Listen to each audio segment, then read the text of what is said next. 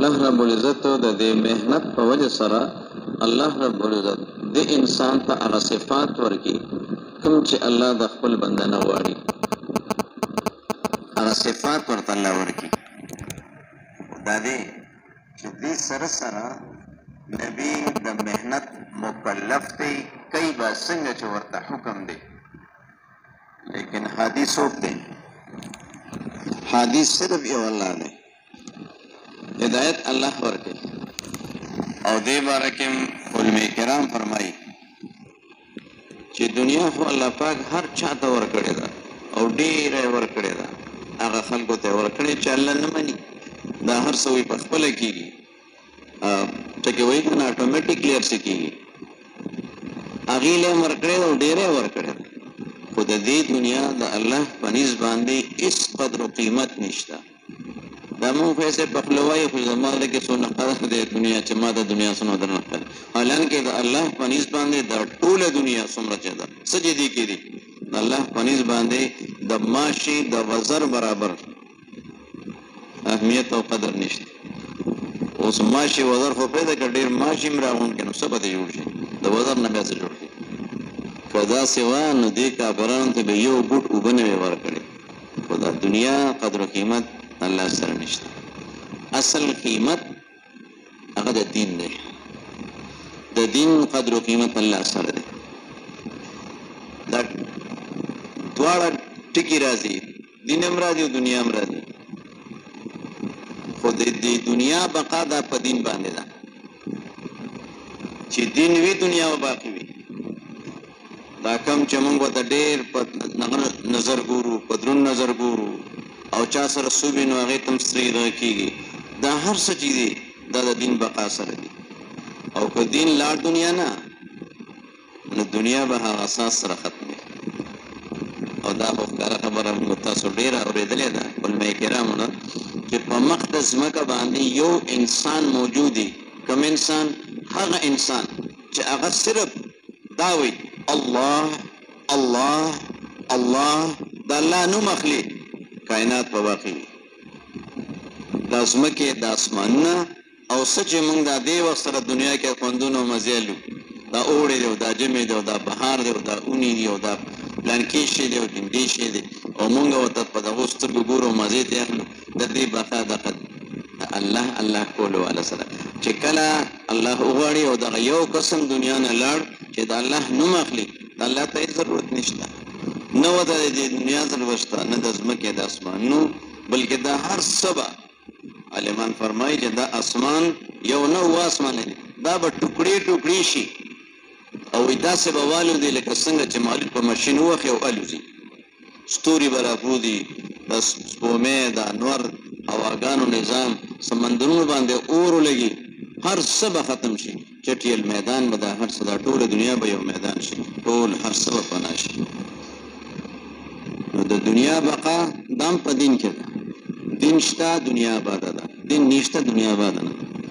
هغه مهنت الله دې امت ته ورکړي دې مهنت لپاره الله پاک انبیاء کرام را لېږلي انتخاب به کو او هغې ته ویې چې ای زما پیغمبرانو ای رسولانو ما ته خلک راوبلئ زما تعارف وکړئ هر یو نبی چې راغلی دی هغې صرف د الله تعارف کړی دی د الله پہچان یې کړی دی څنګه د حدیث پاک مفهوم دی که نه حدیث قدسي دی زه یو پټه خزانه او ما د دې خبرې اراده وفرمایله چې د خپل قدرت او د خپل خالقیت مالکیت اظهار وکړم نو کائناتي نقشه الله آباده دا مونږ تاسو مونږ دا ټول مخلوقات الله په خپل حکم ارادي سره دا هر څه پیدا کړي بغیر مشورې نه بغیر ډیزاین نه ځمکه مونږ خو نه مخلو ځمکه زمین ارض دا خو نمونه دي د دې نه نقشه وه نه څه شکل و نه ماډل و نه چا مشوره ورکړې الله پاک اراده یې وفرمایله ځمکه یې پیدا کړه په خپل قدرت سره یې پیدا کړه کوم ځای کې خانه کعبه ده دا ټوله دنیا ته اوبه وایي دغلته کې یو غولی اوچته شوه او هغه غولی خورېدله او بیا چې نو ذرات راتل یو ځای کېدل الله پاک د هغې نه ځمکه جوړه کړه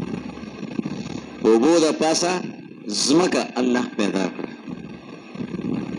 بیا الله پاک د خپل قدرت اظهار وکړ چې په اوبو د پاسه هر یو یا ډوبېږي یا خوځي ځمکه خوځېده الله رب العزت په هغه ځمکه باندې میخونه ټکول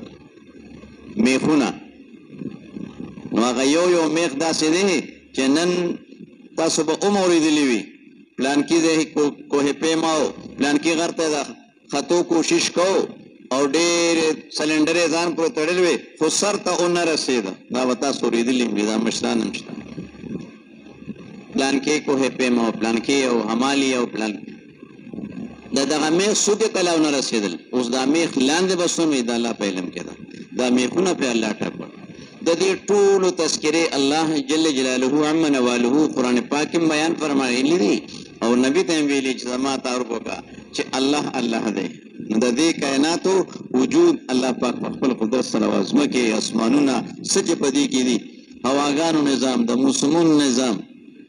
د انسانانو د تلو د راتلو نظام الله جوړ کړ انسانان راځي او ځي راځي او ځي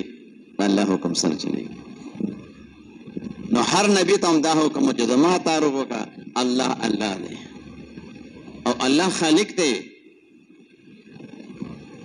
لکه مونږ خبره کوو که نه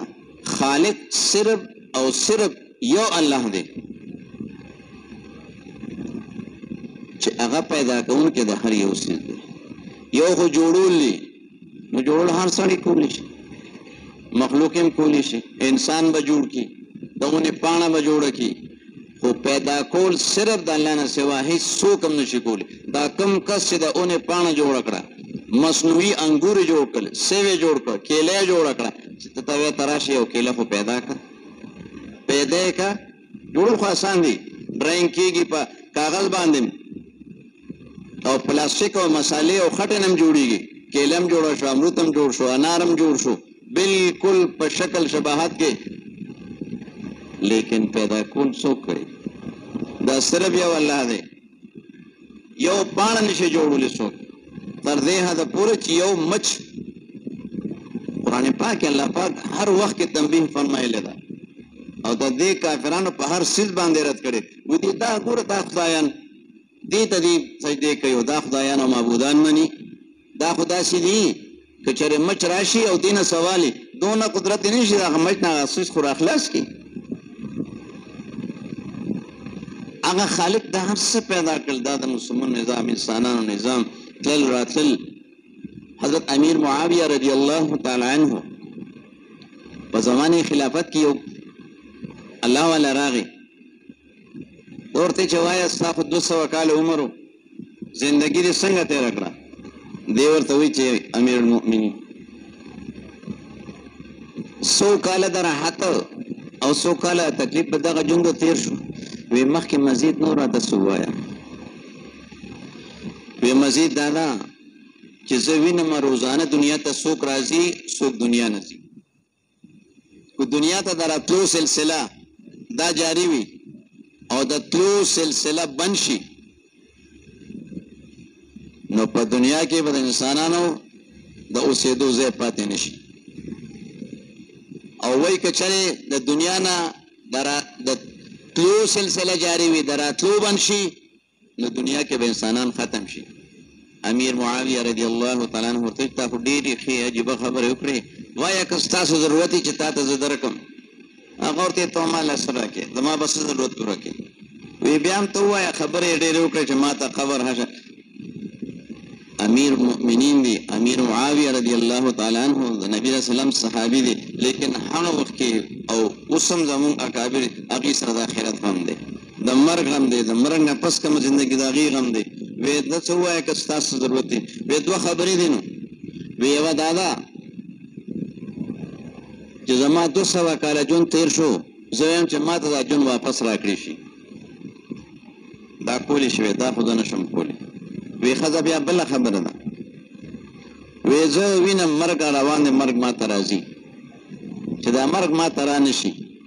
ورته وی دا خو هم زه نشم کولی وی ته هېڅ هم نشي کولی لقمان حکیم خپل زوی ته نصیحتونه کوي خپلو بچو ته وی ای بچوړیا کله نه چې ته دنیا ته راغلې کله نه ته دنیا ته راغلې د هغه وخت دنیا نه روان شو ای بچوړیا هغه کور چې ته ترې روانې او هغه کور چې ته ورته روانې ډېر نږدې د دې کور نه چې ته ترې روانې الفاظ خو مونږ ووایو نو څوک به پوه شي څوک به پوه نه شي نن په دې ناسته باندې څومره سوونه زرګونه مجمع ده که ځوان دی او که زوړ دی سره دمه دا کم وخت چې تیږي دا خبرې کېږي دا اورېدل کېږي لیکن موږ په ناسته روان یو چاته پته نه لګي زه لاړم بیان مې رو ماشاءالله ډېر ښه بیان په ناسته موږ روان یو هر یو کس روان دی پوهېږو نه د سبا او د بل او د کال وروستو سوچونه په حقیقت کې موږ روان یو هغه ځای ته چې هلته د موست او د ټولو تللي انبیا کرامو دا خبرې کړي دي هر یو نبی دا خبره کړې چې خالق مالک رب وپېژنې الله دی او خالق دی هر څه پیدا کړي دا څه چې وینې دا ګورې الله پیدا کړي دي دا مخلوق دی دې کې څه شته نه شکل الله ورکو تخلیق او پیدایش الله کو صفات پکې الله ایښي دي هیڅ صفت دې کې نشته او زما استاد د پوهې دپاره انبیا کرام د دې خبرې اظهار کړی دی حضور پاک صلی الله علیه وسلم د دې خبرې اظهار کړی دی چې ځمکه ده ځمکه کې ستاسو لپاره ډېرې پیدې دي الله جل جلاله من واله د ځمکې پیدې دا ستاسو لپاره ما فرش ګرځولی دی تاسو پې تګ کوئ منزل پکې کوئ د دې ځمکې نه ستاسو دپاره ډېرې پیدې دي او زمونږ او ستاسو مخې ده د دې ځمکې نه مونږ څونه پیدې زمیندار کاکا ډېر خوشحاله دی یره خو دا زمیندار دی که نه په ځمکه ساتلو دی ډېر ښه پوهېږي په تخمونو باندې پوهېږي خواري ډېره کوي هېڅ یو وخت کې زما ستا او د زمیندار کاکا دا رانل چې دا دونه خواري خو ما وکړه خو دا زرغونه څوک کوي د دې تنبیه الله فرمایله چې د ځمکې نه زرغونه تاسو کوئ که زه کوم الله یې زرغونوي دانه دې وشیندله ځمکې ته لاړه زمیندار کاکا ته څه پته لګي چې د دې دانې جرړه کم طرف ته ده او تیغه کم طرف ته که نه چا معلومه کړې ده الله جل جلاله عمن واله هرې دانې سره فرشته رالیږي جرړه لاندې او تیغه پاس راځي هغه ځمکه چې زمیندار کاکا پخوا زمونږ د مشران ناست دي یوې وه جغ به پوګو یوې وه سسپار به پکې و دوه غوان به و په هغې باندې به جغ پروت او هغه سسپار باندې به ځمکه چې نه پای کې به یې کیلیسته داسې ده که نه ده نو په دغه سخته اوسپنه باندې دا ځمکه به یې څیرله بیا به یې واروله بیا به یې پکې کیلې او دا پولې جوړولې او دانې به یې غورځولې او دغه سخته ځمکه چې په دغه سسپار او په یوې نن سبا خو جدید نظام دی ټکټرې دي او یوې ده او یو شی دی بل شی دی دغه سخته ځمکه چې په اوسپنه باندې په دې کې دغه کېږي یوې کېږي د دغې سختې ځمکې نه دا نرمه تیغه دا څوک روباسي هېڅ کله ورته ما سوچ نه دی کړی چا نه دی کړی د الله په خپل قدرت سره روباسي هغه نرمه تیغه وي که لږې ګوته وروړي ماتېږي او هغه بیا راځي راځي راځي راځي کوم ځای ته ورسي غټې غټې ونې ترېنه جوړې شي کوم فصل چې هغه پیداوار د دغه دی د غلې دی هغه هم د سمودې پورې وي او رالوي شي غنم چې کله روټو کېږي نو زمیندارو ته ګورې خوشحالېږي خو خپل یو میاد دی د غنم د بوټي هغو نه به انتظار کې نو په دې کې به پلې راځي بیا د هغې خپل میاد دی ګورې به ورته چې هغه کله پوه شي بیا اورې به نو بیا به هغه بلکې یا بیا ترې شرکیان تا ته به غنم راځي اوس که دغه د غنم بوټی راوچت شو لږه یاره دا خو خلکو وایي چې دې کې داسې پلي کېږي او دونه دانې وي پکې دې کې پیسې نشته او ویرې وي غنم به میلو شي ورته هېڅ کله نه میلوي د هغې خپل میاد دی نو دغه فصل د څه وخته پورې راځي هر یو قسمه قسم فصل دی د میوهدار بوټي دي د دې تیغه راوچته شوه تیغه راوچته شوه او هغه بیا ورو لویږي او د غټه اونه جوړه شي، کال په کال تا ته په منونو امونه درکوي. دا د ځمکه درکوي، الله خزانونه راځي. دا مثالونه ډېر دي دې دپاره چې موږ خپل خالق مالک وپېژنو. انبیا کرامو دا خواري کړې چې د الله بندګانو الله وپېژنه. الله دی، خالق دی، مالک دی، د قدرتونو مالک دی. په هر یو څیز کې قدرت ښکاري. هر انسان ته وګوره د الله قدرت ښکاري. په حقیقت کې تاسو هر انسان ته وګورئ، الله پاک هر انسان ته حسین شکل ورکړی دی. حسن په تور او سپین نه دی چې دا سپین دی دا ښه ده او دا نه، رنګ به توري ورته وګوره څومره حسن الله په هر انسان کې ایښی دی. ښایسته سترګې دي، شونډې دي، او دا هم زما او ستا نه دی بلکې الله جل جلاله هر اندام قرآن پاک تاسو ته ما شونډې درکړي دي. او الله پاک زمونږ او ستاسو په خوله کې دا عجبه دغه کړې ده، دغونه ټوکړه ده، لیکن کارونه پکې څومره دي. او دا دې کې دا صفات ایښي چا دي؟ الله ایښي دي. خشته خبرې پښتو کې متل وایي دا ژبه قلا ده او بلا ده. صحیح استعمال کا قلا ده، الله به د حفاظت کوي، او چې بل شان ته استعمال کوي نو بیا بلا ده، نو بلاګانې به ته جوړېږي. نو د دې وجه نه د حضور پاک صلی الله علیه وسلم ارشاد مبارک مفهوم دی چې د دو سیزونو ضمانت چا راکړ، زه د جنت ضامن یم. هغې کې یوه دا په خوله کې ژبه ده او بل شرمګاه دی چې دې چا د دې حفاظت. د الله نبی وایي زه د جنت ضامن یم. دا ژبه الله راکړې ده. سترګې موږ سره قدر نشته چې په دې سترګو کې الله کم صفات ایښي دي. دا خبره مخکې ما کړې ده. بیم نن د عبرت لپاره د دې ځای ملګری دی، حج ته تلو. په حج کې ورسره د کراچۍ جماعتو املو شو، غونډه فیملی یعنې کورنۍ راغلې وه. په هغې کې یو ډاکټر راغلی و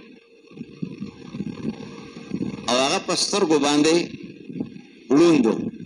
نظر یې نه لګېده.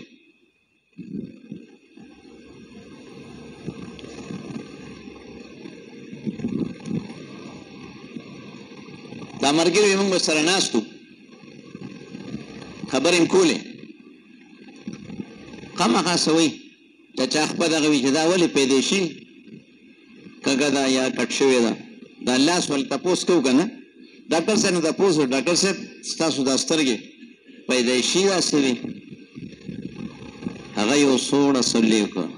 یو سوړ اسویلي یې وکړه، وی بلکل ټیک ټاک وی.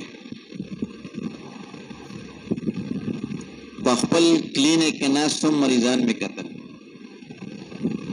او وینا کنه اچانک تیاره شوه.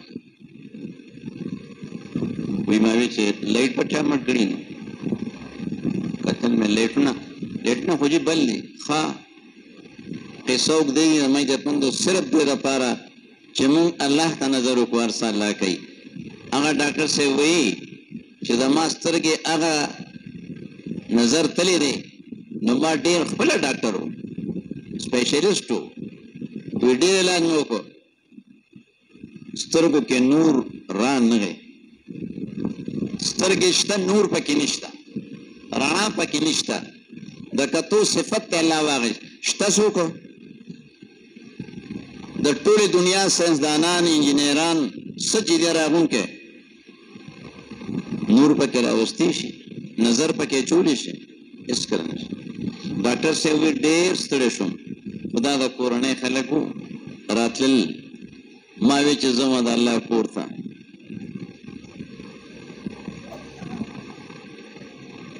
کیدای شي الله زما سترګې ټیک کړي. په دې امید راغلی او بیا چې وی دا خبره وکړه ډېره د افسوس خبره ده. وی دا ټول زموږ د کورنۍ خلک ګرځي، دا موږ بیت الله شریف نه تاویږو، دا حجر اسد دی، دا ملتزم شریف دی، دا حتیم شریف دی، دا عمره ده، دا صفا ده، دا مروه ده. وی دا الفاظ خو زه په غوږونو اورمه.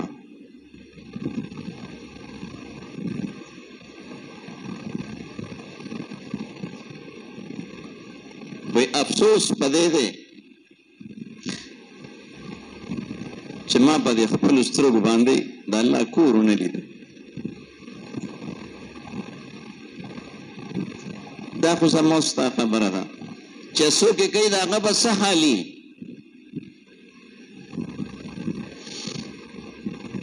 سمې د تند الله سره تعلق جوړ کړو. د هر عضو چې الله را کړی د شکر ادا کړو. سترګې ډېر لوی نعمت دی. دا مونږ او تاسو په ډېرې اوچتې منصوبې جوړو. دې کوپړی کې چې دا دغونه شی پروت دی چې دماغ ورته وایي، دا دماغ چا را کړي او چې دا ځان ډېر زیات هوښیار حسابوم زه. دا دماغ کې د سوچ ماده چا ایښې ده؟ د الله ایښې ده. مونږ او تاسو لیدلې کتلې خبره ده. لږ غوندې همدغه ځای کې الله وښودی، لږ معمولي. بیا ورته څه وایو؟ وایي پاګل دی، نه په ځان دی نه په جهان دی. جامې ځان نشلی چې په چا ورغی ورغلی وي. الله پاک زمونږ او ستاسو دا دماغ صحیح سالم ساتلی دی. د دې سوچ د الله د هر نعمت قدر وکړو. خو زموږ عزتمندو د دې احساس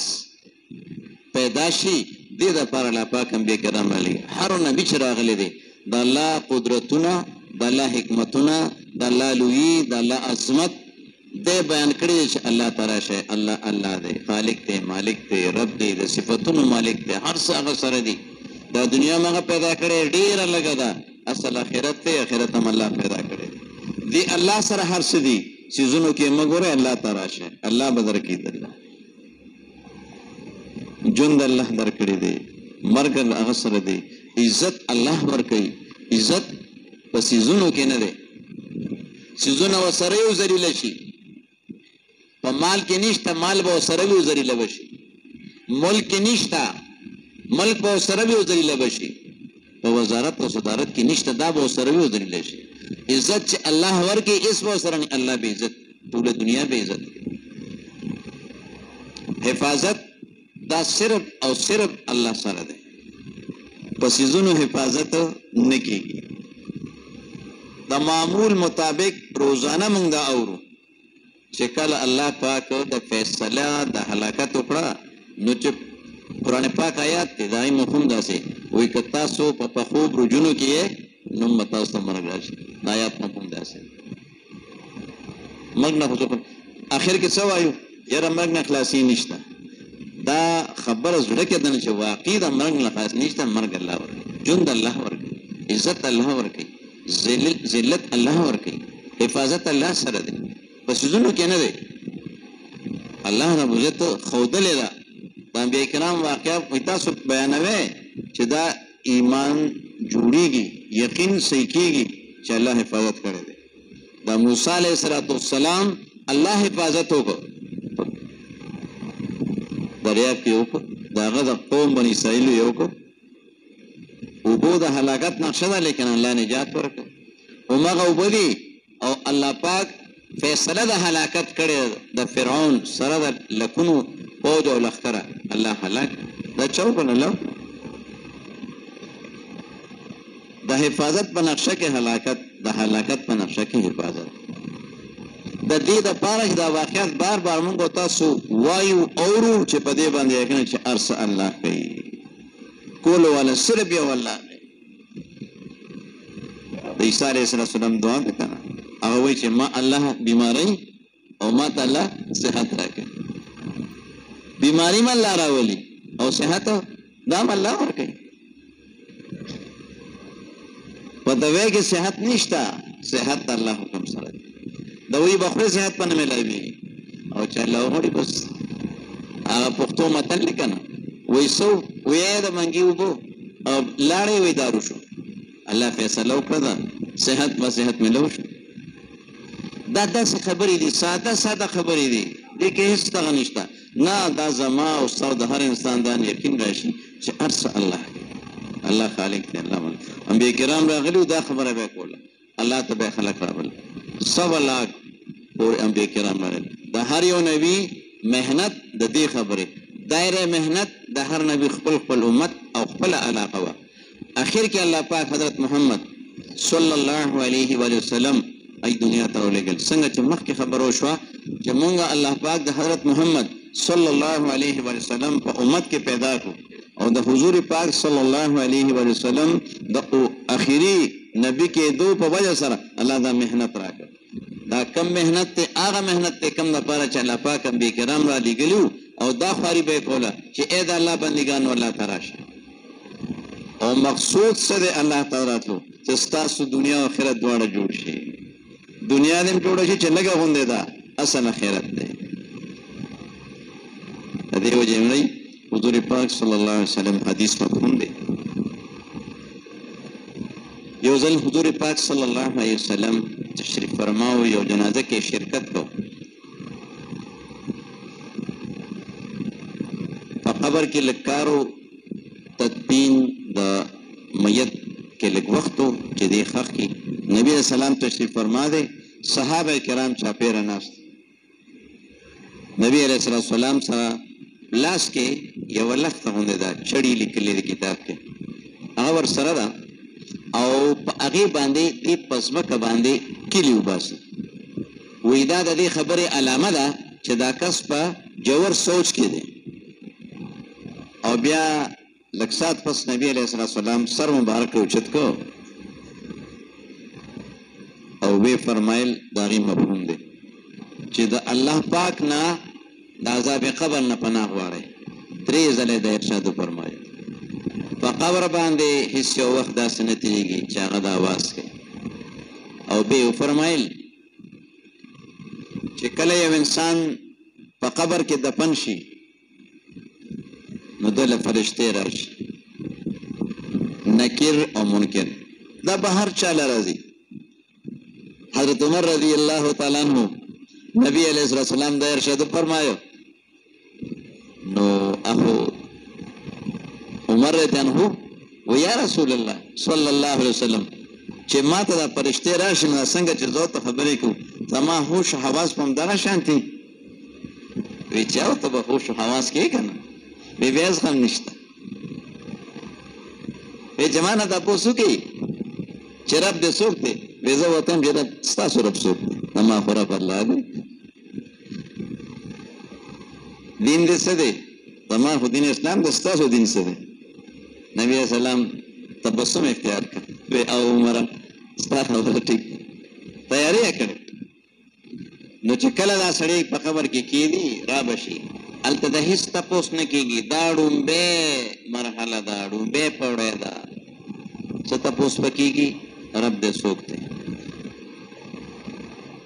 دا نن چې دلته لګیا و که نه چې بی محنت او محنت او محنت او ایمان او یقین او الله وپېژنو دا خبرې دي چې دا زړه ته کوشي رب دې څوک دی نو عدالت نه دی چې ما له خبر نه راځي وکیل صاحب ودرېږي هغه به زما په دې خبره وکړي یا زه به څه خبره جوړه کړم نه خبره جوړېږي نه جوړولی شي هلته به خبرې دننه چې دا کم پوپونه وایي که نه دا به خبرې کوي زړه کلام به په ژبه وي لیکن اصل خبرې د زړه دي رب دې څوک دی نو وي دې به ته وایي چې رب زما الله دی بیا به ورته وایي چې دین دې څه دی دین زما اسلام دی دریم سوال به دې کېږي د دې کس متعلق څه وی مختلف تګه دي د حضور پاک صلی الله علیه وسلم شکل مبارک په مخکې راشي یا د حضور پاک صلی الله علیه وسلم متعلق په تپوس شي څنګه چې وي چې دې کس متعلق څه دي وایي دا د الله نبي دی دا د الله رسول دی موږ ته الله را لېږلی و فرشتې به ورته وایي چې بلکل رښتیا دې ووایي خدا راته ووایه چې دا خبرې وکړې څه نه وی چې موږ ته الله جل جلاله عمن واله نبی را لېږلی حضرت محمد صلی الله علیه وسلم هغه باندې الله پاک یو کتاب نازل کړی قرآن پاک دا ټولې خبرې هغې کې لیکلې وې موږ په هغه باندې او په کتاب باندې او په الله باندې ایمان راوړی دی دا حق او سچ دی دا ویلې شوی موږ د هغې دپاره موږ تیار کړی ندا به وشي بره نه رښتیا دې ووې د رښتیا ووې او جنت نه ولا بستره راوړی د جنت لباس ورته واغوندوی او ورته ووایي چې بس سم لوس په شان د ړومبې شپې د ناوې هېڅ نه به نه خبر همدغه قبر دی پکې بل کس نه تپوس وکړي چې رب دې څوک دی د ده الفاظ څه دي ها ها لا ادري ما ته خو څه پته نه لګي دین دې څه دی ها ها لا ادري ما ته خو پته نه لګي د دې کس متعلق همدغه ټکې به وایي وایي چې دروغ دی وي دروغ دی وي د جهنم الله یې زموږ ستاسو حفاظت وکړي د جهنم بستره ورته راشي هغه ورته وغوړېږي د جنت هغه تو هغه څه ورته راځي د دې وجې نه وایي چې هر وخت الله پاک نه د قبر د عذاب نه پناه اوسه غواړي لومبۍ مرحله دغې نه مخکې نورې مرحلې هغه هم سختې راوني مفتی صاحب الله پاک قبر د نور نه ډکي مفتی زین العابدین صاحب زموږ دا مشران شته هغې به بیان کې دا خبره ډېره فرمایله وی نن خلک وایي چې یہ مسئلہ ہے یہ مسئلہ ہے یہ مسئلہ ہے چھوٹے چھوٹے مسئلے بڑے بڑے مسئلے نو قسم یې وخوړ په الله باندې چې دنیا مسله او مسلې دا نه څه مسله او نه مسلې دي بیا فرمایل بیان کې وی اصل مسله د ځان کدن نه شروع کړي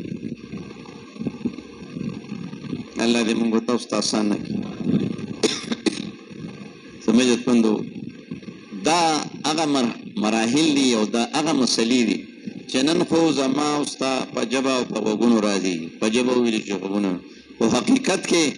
چې کله حالت ته نظر راشي بیا پته لګي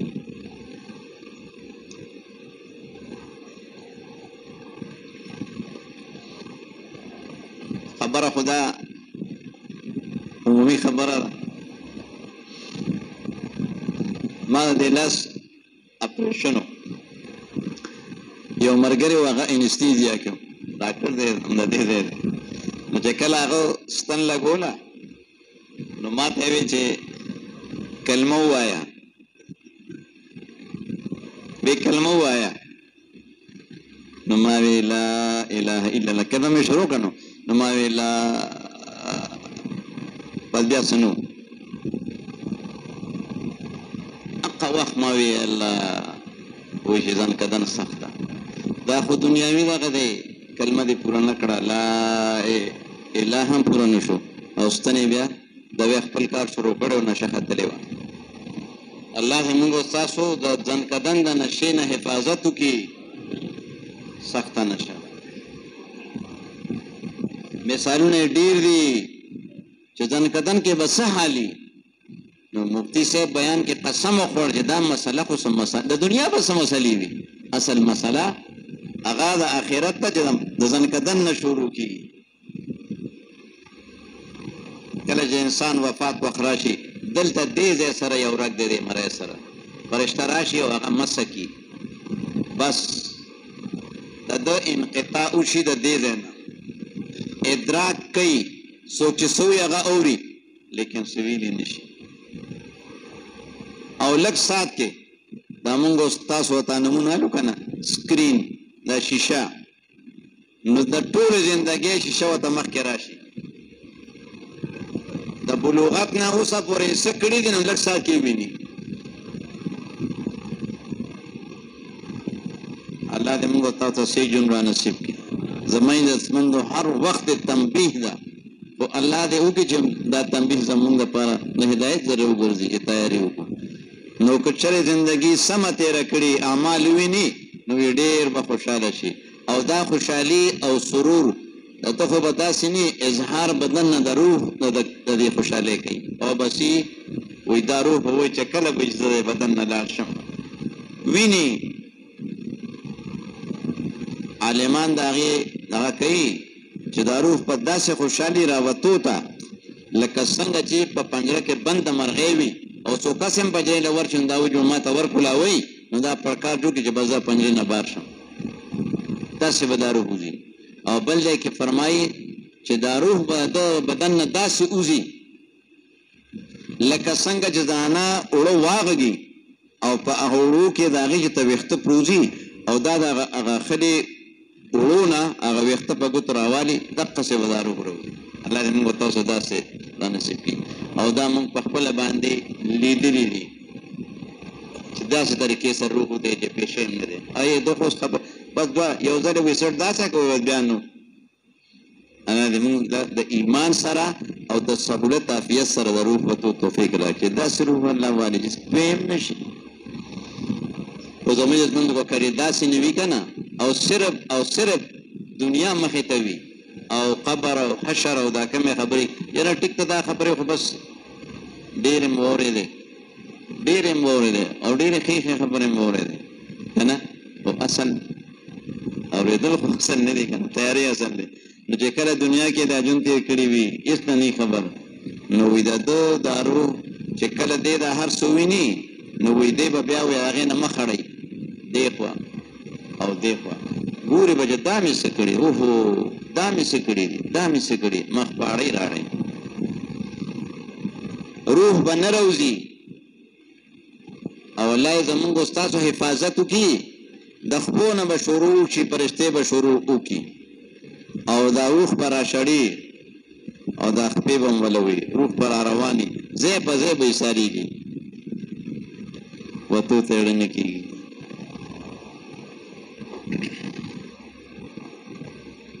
مثال له دغه ورکوي چې څومره په سختۍ به دا روح وځي وایي داسې ده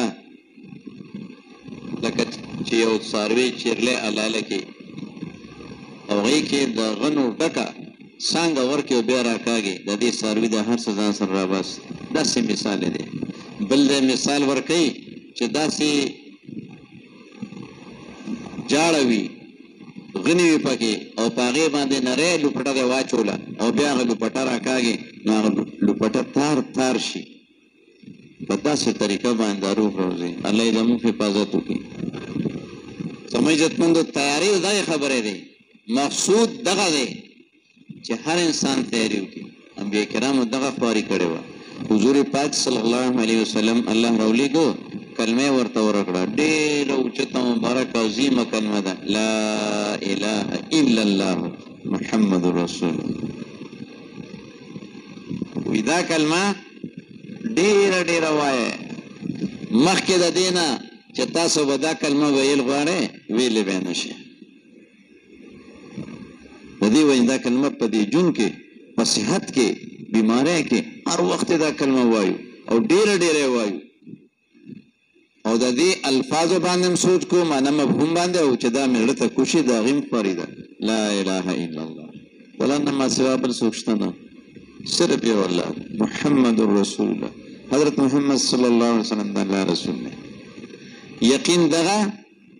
او طریقې د حضرت محمد صلی الله علیه وسلم دا زندگی کې راشي دغه لپاره خواري حضور پاک صلی الله علیه وسلم خواري د دې کلمې کړې وه دې کلمې ته خلک رابلل کافران به وایي کوم چې ای محمد صلی الله علیه وسلم ته دا وایي او دې کلمې سره ځان لاره لېږلی او دې کلمې ته خلک رابلم یعنې الله ته رابلم الله ته راشئ کلمه ووایئ کامیابي به حاصله کړي دنیا او آخرت به هم الله جوړ کړي خواري حضرت محمد صلی الله علیه وسلم وکړه د دې کلمې چې کله نه حضور پاک صلی الله علیه وسلم ته الله پاک دا محنت ورکو او د وحی نزول لومبی وشو د هغې اثر په کور ته راغی ډېر پریشان و په دغه وخت کې حضرت خدیجه رضی الله تعالی عنها د نبي اسلام نکاح کې وه دغه شان ټوله واقعه بیان کړه وی الله به تا نه ضایع کړي ته امانتدار یې ته دیانتدار یې او ته خلکو سره احسان کې او بیا چې نو وی چې بیا ورته حکم و چې پاسه دا خلک زمانه ویراده ما لوی ورته بیان کړه زه چاته دعوت ورکړم حضرت خدیجه رضی الله تعالی عنها ورته چې ما ته دعوت راکړه نبی علیہ السلام هغه ته دې کلمې دعوت ورکړي، ایمان یې راوړو. او فرمایي چې دغه خدیجة الکبرا رضی الله تعالی عنها ډېره مالداره وه، هر څه د الله په دین باندې، د الله نبی باندې او په الله باندې هر څه ولګول. وشو څه په دې دنیا کې په الله پاک سلام راولېږه او جنازې یې ورته وشو. او بیا نبی السلام محنت شروع کو، الله تعالی ته خلق بلل، اے خلق راشه دا کلمه وایه لا اله الا الله محمد رسول الله.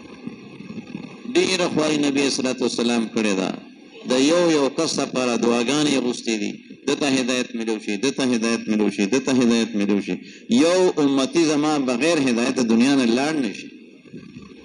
حضرت وحشي رضی الله تعالی عنه ایمان بیا راوړی دی. نبی علیہ السلام د هر چا لپاره بېچینه، هغې ته کس ولېږه، وایي چې دا خو دې کې دا بلا شرطونه اخري کې چې الله پاک قرآن پاک آیات راولېږه، هغې مفهوم داسې دی چې الله پاک هر قسم ګناه یې الله معاف کوي. امید پیدا شو، راغی ایمان یې راوړو. یو ځل نبي علیه السلام ورته ووایي ای وحشي رضی الله تعالی عنه، ته خو ما ته ووایې چې تا د ما تره څنګه قتل کړی. حضرت وحشي رضی الله تعالی عنه د نبی علیه السلام تره حضرت حمزه رضی الله تعالی عنه هغې شهید کړی، سینې ولې سریلې وه، زړه یې ترې راوستی و، هغې هندې یې لوړې. وایي چې کله وحشي رضی الله تعالی عنه د نبي علیه السلام د تره دا واقعه شروع کړه، نبي علیه السلام ورته وفرمایل چې بس. او بیا ورته وفرمایل ای وحشي ته چې زما مجلس ته راشې ما ته مخامخ مه کښېنه، ما ته مخامخ مه کښېنه، ما ته خپل تره یادېږي. سمیتمند عجیبه خبره ده، د وحشي رضی الله تعالی عنه مخامخ ناسته خو هغه برداشت نه، لیکن بغیر هدایت تلل نبی اسلام برداشت نه کړل، هغه ایمان راوړ. یو یو کس لپاره نبی اسلام دعاګانې کړي، ډډاګانې کړي. د حضرت عمر رضی الله عنه دوه عمرین وکنه، عمر بن خطاب او عمر بن حشام. نبی رسول الله دعا غوښتې وه، ای الله په دې کې خو یو ته ته هدایت نصیب کړي او اسلام ته تقویت میلو شي. دا دواړه ډېر انتهایی بهادران. الله رب العزت د حضرت عمر بن خطاب رضی الله عنه په حق کې دعا د نبی اسلام قبوله کړه. هغه امیران علماء کرامو دې کې هم خبره کړې ده، وایي دا ولې الله دین او ایمان هغه کس ته ورکوي چې دغه انابت وي، رجوع الی الله پکې وي. دغه علم چاته نی، الله ته دې کس ته پته وي. وایي حضرت عمر رضی الله تعالی عنه روان دي څه پسې؟ د حضور پاک صلی الله علیه وسلم په قتل پسې روان دي، نعوذ بالله. او صحابي ورته بیا خبر وکړه، توره یې راوویسته، دم راوویسته، هغه هم راوویسته. او بیا ورته هغه وایي چې ته لاړ شه، د کور خبر دی واله، ستا خور او ستا اوښي ښه بسر هغه یې پرېښودله. او چې کله لاړو عالمان فرمایي چې هلته کې ماحول سره خپل چې کوم دغه وایه وکړل، اوښې مو خور یې مو واله. او یې تاسو څه کولو؟ مونږ خو دغه شان پاڼه پاتې شوې وه، وایي داسې دي لاس یې ورته و، خور ورته دې لاس نه شي وړی، ته ناپاکې دې له ور یې نه کړه واله، ته لاړ شه ولامبه غسل وکړه. خبرې مقصود دا دی چې په عمر رضی الله تعالی عنه هغه کې انابت، رجوع الی الله وه، د تعلیم حلقې د برکت الله پاک ورته د ایمان دولت نصیب. او عمر بن حشام څه شو؟ نوم یې آخر کې څه شو؟ ابو جهل. وی هغه صرف دا نه چې په هغې کلک پاتې شو او په ضد پاتې شو تر دې حده پورې چې د مرګ په وخت کې چې سټ ته کټ کېږي، نو وایي چې زما دا سټ کټ کې، نو وایي لږې ښکته کټ کا چې پته لګي چې دا سردار سر دی. حضور پاک صلی الله علیه وسلم فرمایل مفهوم داسې و چې د موسی علیه السلام فرعون خو بیا په آخر کې وایي چې ایمان راوړم، ایمان راوړم په الله باندې، موسی علیه السلام، هارون علیه السلام په رب باندې ایمان راوړم. او زما فرعون د مرګ په وخت کې مې چې سټ مې لاندې کټ کا چې پته لګي چې دا سردار دی. الله رب العزت عمر رضی الله عنه د اسلام او د ایمان دولت نصیب کړ خروجو الی الله پکې وه خواري نبی علیه الصلاة والسلام دومره کړې ده د شپې او دروازې دعاګانې غوښتې دي ګوره دا خو موږ تاسو بار بار اورېدلي دي فضایل اعمال کې هم شته چې حضور پاک صلی الله علیه وسلم یو ځل لمونځ وکړ او وایي دونه اوږد لمونځ یې وکړ بیا تاسو یا رسول الله صلی الله علیه وسلم تاسو ډېر اوږد لمونځ وکړ او بیا دعاګانې مو وستې بیا ما الله پاک نه دعا وغوښته چې ای الله زما امت په یو ځل باندې به دا نه ختموي په یو ځل باندې څنګه چې مخکني امتونه په یو ځل د ګناهونو په وجه دغه قبوله شوه چې په یو ځل به دا امت نه ختموي او بیا ورته تسلیم وشو ای محمد صلی الله علیه وسلم کمې پورې چې ته په دې کې او دې لپاره استغفار غواړې زه به دې ګناهونه معاف کړم او که ته دنیا نه لاړ شې او بیا هم دې استغفار کوي په دې باندې به زه عذاب نه راولم زه امید کوم دې وخت کې موږ وګورو چې موږ استغفار کوو بشان وایي تاسو استغفار ډېر ډېر کوئ چې ټول استغفار کې ولګو الله پاک نه معافي وغواړو او بله خبره دا دعا وه درېیمه چې زما امت په خپل منځ کې یو بل سره دشمنی او دغه ني وایي دا دعا قبوله نه شوه نبی علیه السلام د خپل امت لپاره دعاګانې غوښتې دي دا د هغې دعا برکت دی یعنې نن هر قسم دغه شته او د الله پاک عذاب داس الله زموږ حفاظت وکړي چې په یو ځل نه چې دا امت ټول واړه واړه عذابونه را لګیا دي دا هم که موږ الله ته رجوع کړو نو ختم به شي اوس زموږ دغه کلمه دغه ډېره ډېره موږ وایو د هغې مطابق زموږ او ستاسو ژوند راشي د الله یقین دا زړه ته کوشي او د نبي اسلام طریقې جمع شي عبادات زمون په صحیح نه راشي مونږ د خدای حکم دی څنګه چې مخکې وویل شي قبر کې لومبې تپوس د رب دی دقه شان پر د قیامت باندې لومبې تپوس اعمال دي احکامات نو اعمالو کې ټول نه مخکې مقدم دا مونږ دی او اهم حکم مونږ دی لومبې تپوس په د مانځ کېږي کومون دا چا صحیح راوته باقی عمل نه بسې کومون دا خراب راوته باقی عمل نه خراب او د مون مثال ورکړي چې د مون مثال په دین کې داسې دی لکه څنګه چې د انسان په بدن کې سر دی د انسان کې لاس کټ شي جمدې پاتې کېدی شي دواړه لاس کټ کې جمدې پاتې کې دواړه خپې ته کټ کې جمدې پاتې کېدی شي او چې سر ته کټ کې جمدې نه پاتې بس ختم شو دغه شان په دې دین کې د مونږ داسې حیثیت دی لکه څنګه په بدن کې سر او څوک چې د مونږ اهتمام کوي تر دې حده پورې راځي چې څوک د مونځونو او د وختونو معلومولو اهتمام کوي د مونځونو د وختونو معلومولو اهتمام کوي وي د په اهل او عیال کې به داسې برکت دی لکه څنګه برکت چې الله پاک د ابراهیم علیه السلام په اهل او عیال کې او څوک چې د 15 وخت مونځ اهتمام کوي او جمع سره مونځ کوي د مونځ اهتمام کوي نو چې کله دې که دنیا د تو وخت راشي وی الله پاک فرشته راولیږي شیطان ته لرې کوي دا فرشته دې مونږګزار ته د کلمې تلقین کوي الله دې موږ ته سره نصیب کړي فرشته ولا تلقین کوي د کلمې دا کلمه وایلا دا کلمه لا اله الا الله محمد دا د مانځ په دره سمجھت مندو نن ټول کمای کوتا ہے کیږي او ټول نیت کو چې مون بکاو جمع سره کې خیری نیت کو الله په توفیق راکړي نارینا په مساجدو کې جمع سره تکبیر الله سره او مستورات لکه زنانه میندې خويندې بیبيانې په کورونو کې د موږ اهتمام کوي مون جام دې شو دین بجم دي په مانځ باندې الله مسلې حل کوي مخکینی انبیاء کرام سم مسله براله بس باندې تر وته نبی حضرت السلام په خپل باندې او الله ته حکم کړی چې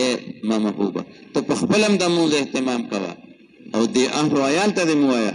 رزق زدرکم رزق وعده ما تا ته هم درکم دې ته هم ورکم نو په موږ باندې وعده ده د زندګۍ د جوړېدو نو د موږ اهتمام او زموږ نو دغه سره سره جون تیرولی نو په دې نه خلاصېږو چې ما ته پته نه لګي الحمدلله ثم الحمدلله دا الله ډېر لوی احسان دی الله رب عزت کور په کور باندې مدارس کور په کور باندې عالمان کور په کور باندې مفتیان صاحبان جوړ راکړي دي. قدر وکړو، د الله ډېر لوی نعمت دی چې موږ ورځو د هغې خدمت کې حاضري کوو. او صرف دا نه، یو سړی پلار دی، د پلار د حیثیت مطابق دی تپوس وکړي که نه چې زما لپاره څه حکم دی. والدینو باندې اول د بچو حق دی، دا علما فرمایي اول د بچو حق دی. څه دی چې ستا که زوی پیدا شو که د لور پیدا شو، د دې پیدایش سره دې له صحیح نوم علماو نه تپوس وکړو چې کوم نوم ټیک دی، هلک دپاره کوم، جینۍ دپاره کوم، هغه نوم کېږدو، عقیقې وکړو، بیا به دې بچو تربیت کوو. نن خو موږ د هر څه فکر کوو، خو د خپلو بچو دیني تربیت باندې زموږ ډېره کمه توجه ده. دې ته دین وښایو، دې د الله نه ویرو، د دې تربیت. او چې کله دغه هلک یا جینۍ، زوی یا لور دې بلوغت ته ورسېدل، نو دې نکاح دا په مور پلار باندې ده. زوی زلمی شو، واده وله وکړو، لور پیغله شوه، دا په خپل حیا عزت سره د خپل کوره شي. دا حقوق په مور پلار دي، دا ادا شو. بیا بچینو د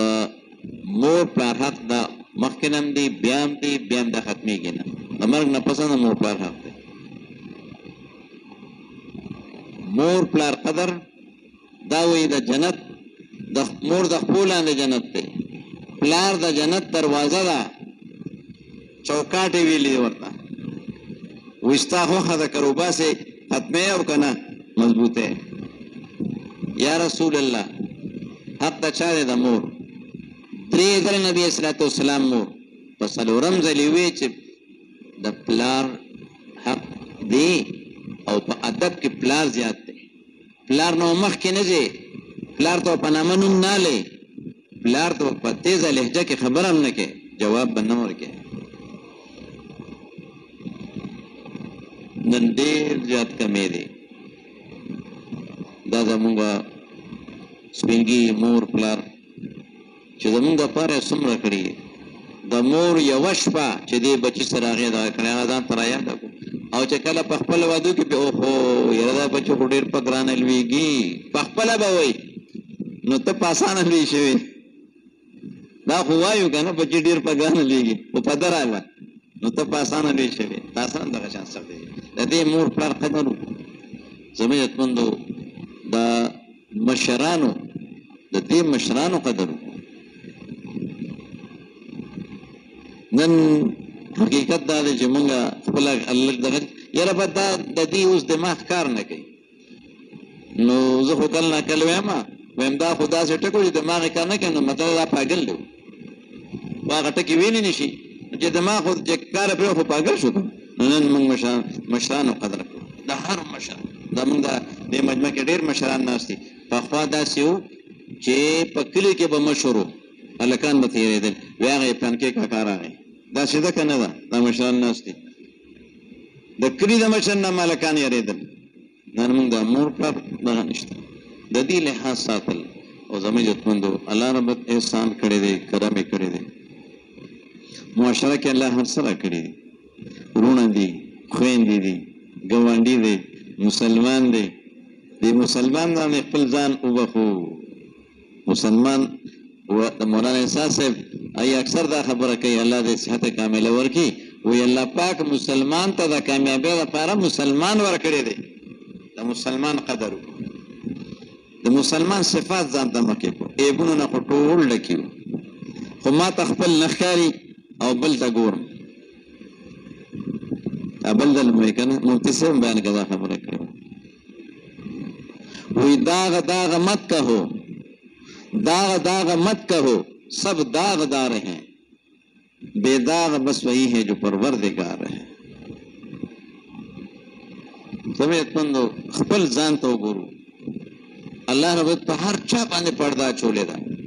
د چا سات چاته څخه کړنی دي. خو ما ته خپل ځان معلوم دی کنه چې ما کې سونه بونه دي. الله رب باندې پردا چولې ده. زما عزتمندو بهترین اخلاق نرم گویی وی دا نرم اخلاق ښه اخلاق دا بهترین کالی دی. څنګه چې وی یو سونه ده او بل پاسا، سونه پاسا، ټیک ده که نه؟ سره او بیا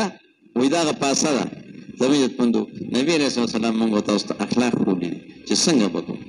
کور ته به راغې بهترین خاوند، دا معاشرتي خبرې نبي علیه السلام عملي ښودلې دي. یو ځل مفتي صاحب دا خبره بیان کې فرمایله ترجمې کې،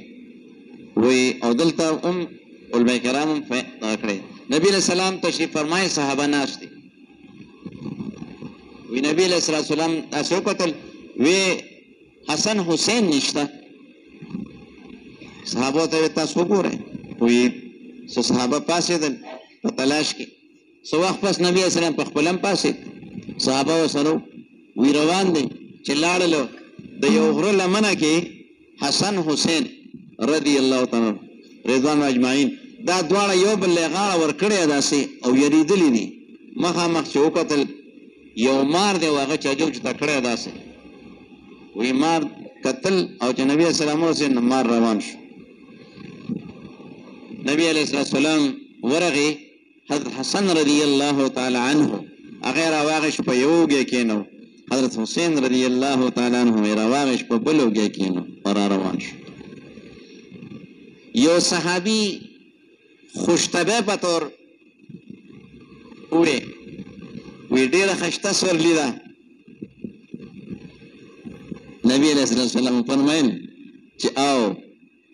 سورلی خو خشته ده خو سوارم خشته دي. سورلی خشته ده سوارم خشته دي. زموږ د خپلو بچو سره محبت، د خپلو نسو سره محبت، د خپلو کشرانو سره محبت، دا احکامات داسې دي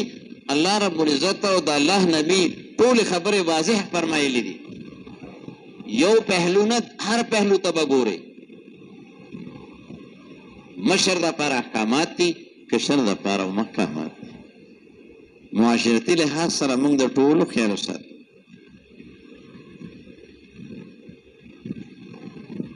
د ګاونډي خیال ساتل، ستا د مجلس کسان دي هغې خیال ساتل، دې باندې الله راضي کېږي. الله پاک وی تاسو په ځمکه والو رحم وکړئ، زه اسمان والو په تا باندې رحم، په هر چا باندې رحم وکړو او ښه معامله، عیبونه د هېچا نه بیانو. که مونږه پرده واچو الله په هم پرده واچوي، او که مونږ د چا پرده واخېسته نو کتاب کې راځي که نه کور کې ناست به ذلت شي. په هر مسلمان باندې پرده، عیبونه نه صفتونه. وی دا دو سترګې دې دپاره دي چې په یو سترګه باندې خپل عیبونه ګورو، په بله سترګه د مسلمان صفتونه ګورو. ښه صفات ده کې دا صفت دی، ده کې دا صفت دی، ده کې دا صفت. نو ټولو مسلمانانو سره ښه رویه ساتل، صفتونه بیانو، غیبت نه کوو. سخته ګناه ده د غیبت نه ځان وساتو. نو زموږ عزتمندو که هر عمل دی، هر عمل چې دی لږ دی یا غټ دی، وړوکی عمل دی لوی عمل دی، صرف او صرف او صرف د الله دپاره. ځکه که د دنیا دپاره یې د واوه دپاره یې وشو، هلته چې لاړ شي پیشي به کېږي وایه که نه ما خو دې دپاره کړو، دې دپاره الله نه خو نه پټېږي، وایي داسې نه ده که نه، دې دپاره یې کړي، هغه وشو هلته پاتې شو. نو د اخلاص لږ عمل الله ته ډېر خوښ دی. الله دې موږ تاسو ته اخلاص را نصیب کړي. دا هم په غوستو او په خوارۍ محنت کېږي، خو دا ده چې وایي د ریا د وجې نه به عمل نه پرېږدو، عمل به کوو نیت پسې کوو، عمل به کوو نیت پسې کوو. الله نه به غواړو ای الله ستا دپاره، نو د الله دپاره هر عمل کول. ځکه چې پر د قیامت باندې وویلی شي چې چا کم عمل د چا دپاره کړی هغې نه به د الله والی ما سره څه نشته، هغې پسې لاړ شي، نو بیا به ډېره شرمندګي روز دی. نو دغې نه ځان چې موږ د الله دپاره کوو. د مشر قدر، د کشر محبت، د علماء کرامو قدر، داسې عمومي طور د مونځ پابندي، روژه، حج، زکات، هر عمل چې کوو چې ما نه الله راضي شي، د الله د رضا لپاره. او الله پاک ډېر لوی احسان کړی دی، کرم یې کړی دی. الله رب عزت دا محنت را کړی دی، قدر یې وکړو. او نن موقع د الله راوستې ده، بیا پته نه لګي که نه چې الله ته خپله هر څه وښایو. چې د الله په لار کې وتل د دې دپاره دی خپل ایمان جوړولو دپاره چې زما ایمان جوړ شي یقین مې صحیح شي اعمال مې درست شي او الله پاک انسانیت ته هدایت نصیب کړي چې څومره قربانۍ کېږي الله پاک د هدایت سره الله خوشحاله کړه الله دې ډېرې بدرې درکړي ملګري کېناستل خبره واورېده دا اوس د اخر وخت کې شیطان خپل کار کوي دعا غواړي چې الله پاک هم د شیطان د حربې نه وساتي نو بس تشکیل هم مختصري او خبره هم بس چې څنګه ویلې شوي دا خبره وشوه نو اوس هغه ملګري چې د هغې 4 میاشتې نه یې لګېدلې هغې خو نقص 4 میاشتو پورې مسجدوار جماعتونه راغلي یا دغه شان نو لږ شانته کښېنه الله هم خوشحاله کړه دا تشکیل وشي بس بېشکه وخت خو ډېر دی که نه دا خو ډېر ټایم دی بیا لمانځه دپاره د سنو دپاره وخت میلاوېږي نو لږ زر در ووایه ملګري ولاړ دي ځای په ځای نقص 4 میاشتې که جماعت پوره راغلي د مسجد نه هغه مه وایه